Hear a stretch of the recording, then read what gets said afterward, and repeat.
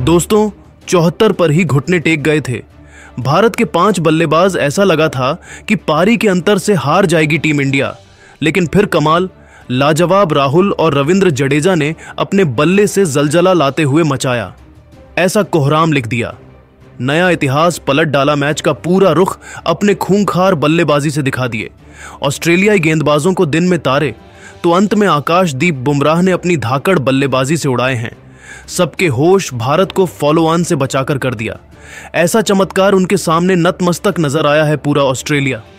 तो आखिर क्या है मुकाबले का आंखों देखा हाल। इस रोमांचक तीसरे टेस्ट मैच के चौथे दिन की पूरी हाईलाइट तो हम आपको दिखाने ही जा रहे हैं, तो हमारे साथ अंत तक बने रहे। लेकिन उससे पहले आपको क्या लगता है कि राहुल, ट्रेविस हेड और जडेजा में कौन सबसे बेस्ट ओपनर है? अपनी कीमती राय नीचे कमेंट करके जरूर बताइए। दोस्तों, इंडिया और ऑस्ट्रेलिया के बीच गाबा के मैदान पर खेले जा रहे तीसरे टेस्ट मैच में तो पूरी तरीके से ऑस्ट्रेलिया पहले 3 दिनों में टीम इंडिया पर हावी थी।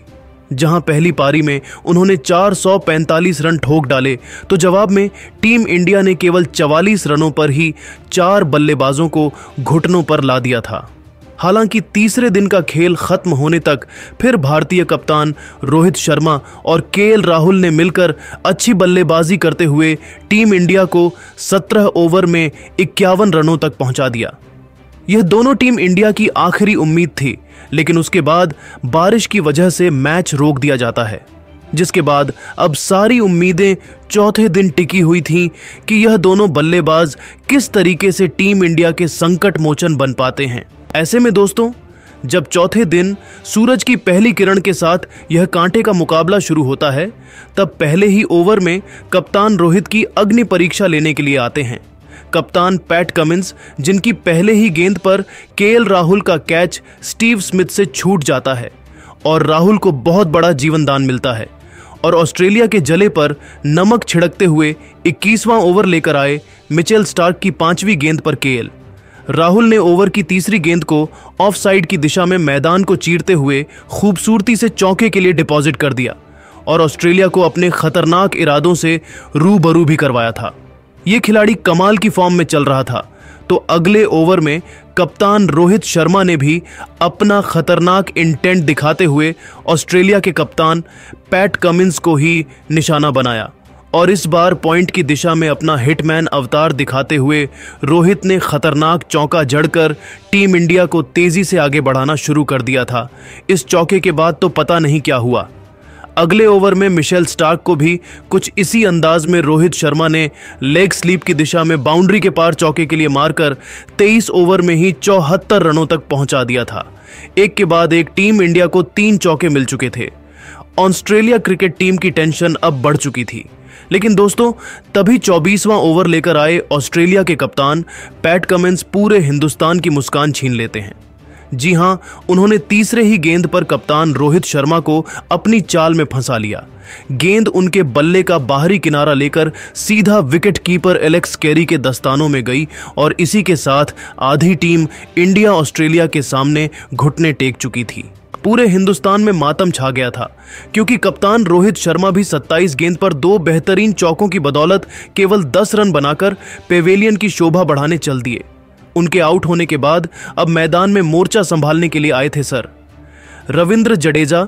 दूसरी तरफ रेड हॉट फॉर्म में चल रहे केएल राहुल ने अगले ही ओवर में मिशेल स्टार्क की गेंद को एक बार फिर स्लिप के ऊपर से बाउंड्री पार चौके के दर्शन कराकर शानदार अंदाज में अपनी धमाकेदार हाफ सेंचुरी पूरी कर दी और लोन वॉरियर की तरह ऑस्ट्रेलिया की नाक में दम करते हुए यह खिलाड़ी टीम इंडिया का संकट मोचन बन रहा था। वह अकेले ही ऑस्ट्रेलिया से द्वंद्व युद्ध कर रहे थे। 25 ओवर में 83 रन टीम इंडिया ने 5 विकेट के नुकसान पर बना लिए थे।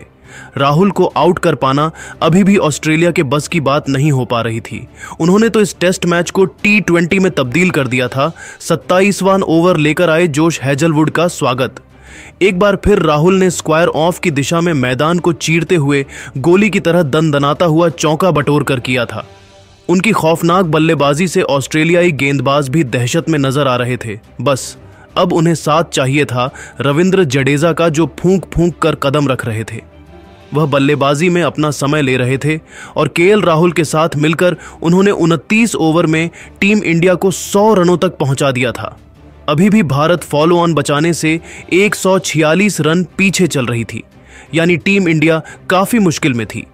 ऑस्ट्रेलिया पूरी तरीके से भारत पर दबाव बनाई हुई थी। लेकिन दोस्तों, बारिश का आतंक एक बार फिर इस मैच में देखने को मिलता है।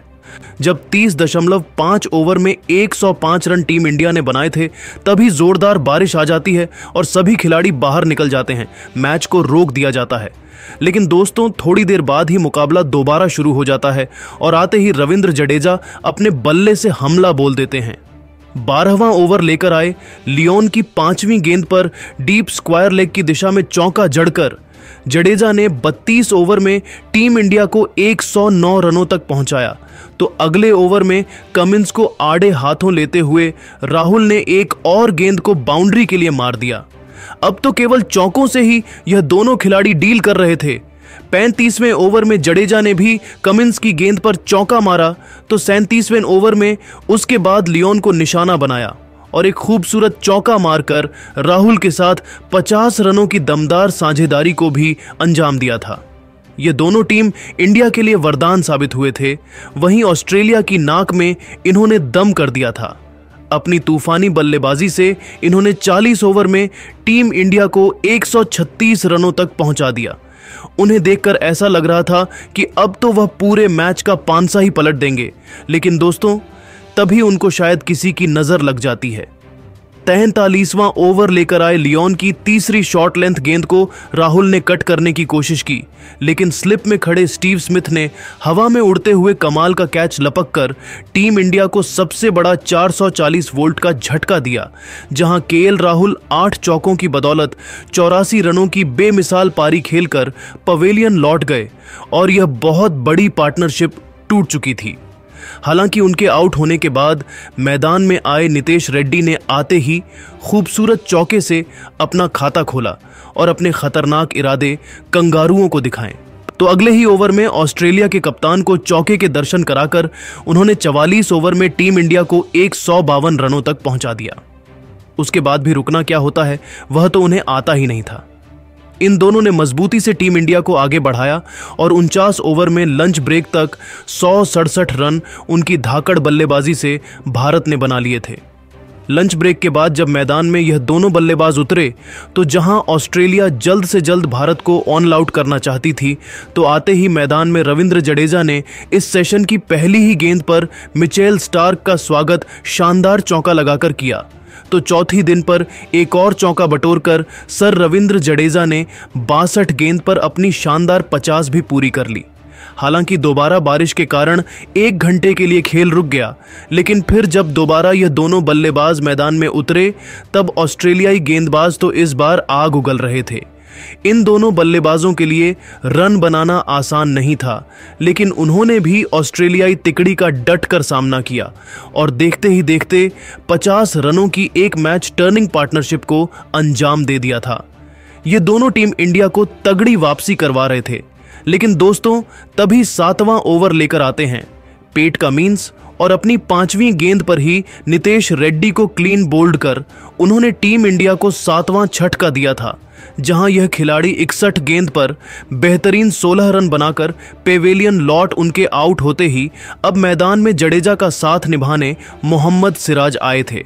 वही जडेजा ने 62वें ओवर में पैट कमिंस की चौथी ही गेंद पर 3 रन लेकर टीम इंडिया को 200 रनों तक पहुंचा दिया था। लेकिन तभी जब 62.2 ओवर में 201 रनों तक टीम इंडिया पहुंच पाई थी, तभी बारिश होने लगती है और तभी टी ब्रेक भी लिया जाता है।